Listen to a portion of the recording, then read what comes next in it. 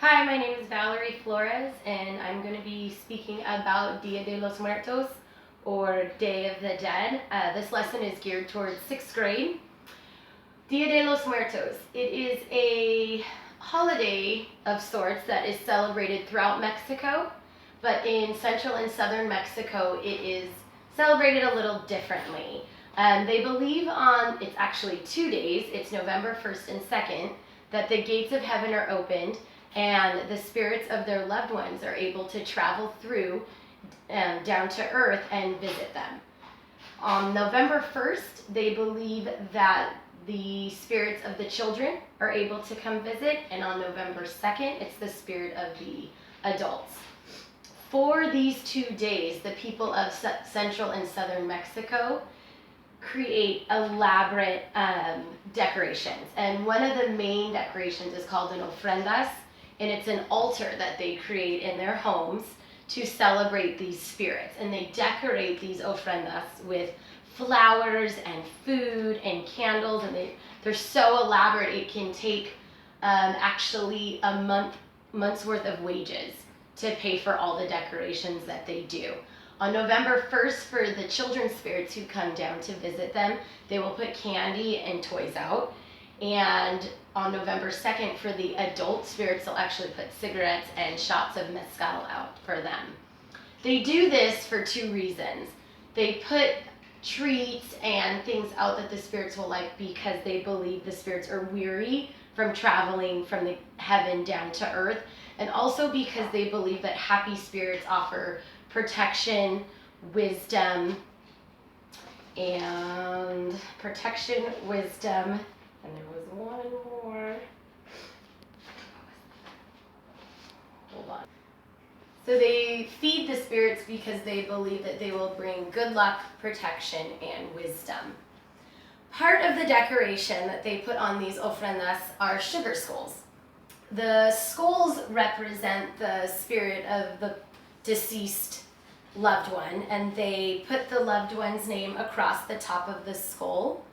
And then it's made out of sugar because when the sugar skulls were introduced, it was by Italian missionaries back in the 17th century, and it was a poor environment. There wasn't a lot of money to do things out of gold or more expensive resources, and sugar was abundant. It was an abundant natural resource. That's what they had.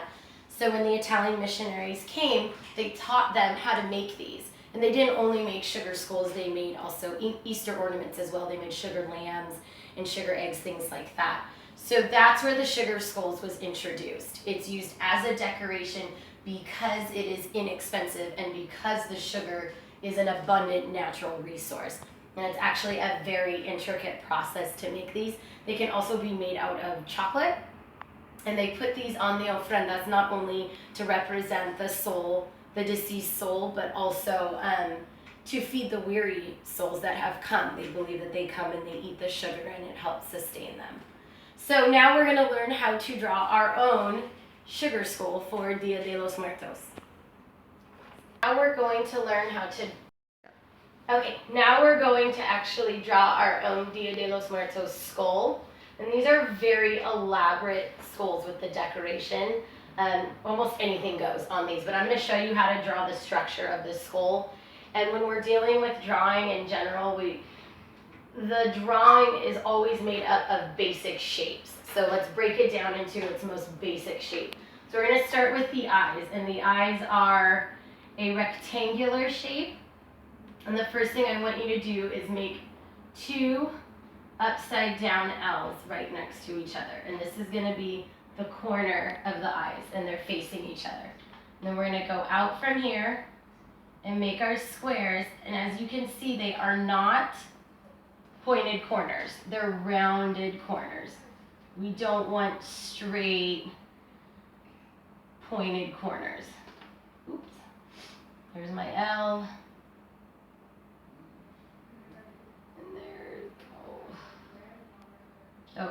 And what I would recommend is do this with pencil. Always start with pencil. You want to do a light coverage with pencil, because that way if you make mistakes like dry erase, I can just erase it with my finger. It's no big deal because your first go through is a sketch. It's not going to be perfect. You're doing light lines and then we go back and we'll fix it for the final piece. The next thing we're going to do is our nose, and it's an upside down heart. And it's kind of like a lazy heart. It doesn't have to be perfect. It can go down a little bit on this side. Almost looks like it melted, right? And that's okay. It doesn't need to be perfect. It can be organic lines. The next thing we're going to do is some cheekbones. So we have, it's essentially two C's facing each other. And here's our second C. There we go. And this C's on the, I guess it's going to be the left side a little bit bigger.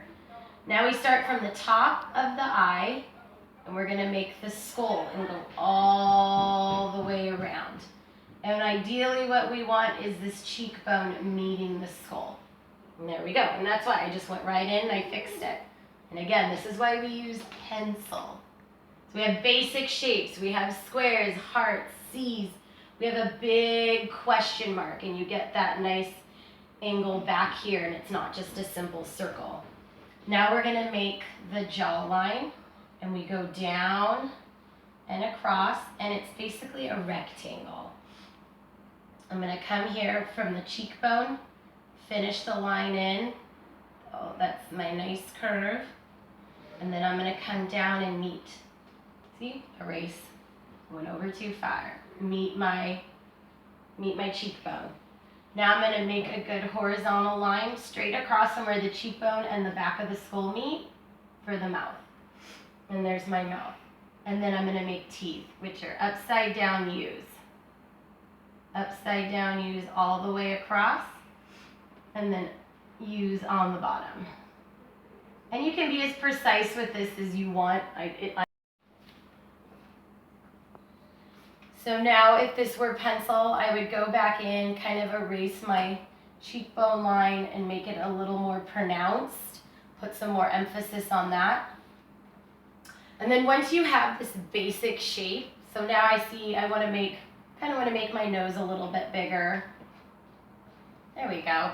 Looks good, looks pretty proportioned. The eyes are proportioned. And like I said, I fixed the nose because it was too small.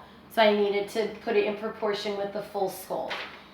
Now what you do is you decorate. And the decoration is probably the most important part. And you want to try and pull the eyes somewhere, so create a focal point. So my focal point will be up here on the forehead, and I'm going to make a cross. So there's one of my focal points. Again, it's not perfect. This would be pencil. You would fix it. You can shade it in with a different color. I want to do, let's see, I could do a spider web up here. Spider web design, and it's going to be, it's just simple lines, again and again, repetition, repetition, and there we go. And then I want to dot around the eyes, bring some more emphasis on the eyes. What you want to do is really create some balance throughout the skull. You don't want to leave any negative space, like all this will need to be filled in. I want to fill in back here and make sure that every area has something and one is not too heavy. So I want it balanced out. That's why the two eyes are going to have the same thing.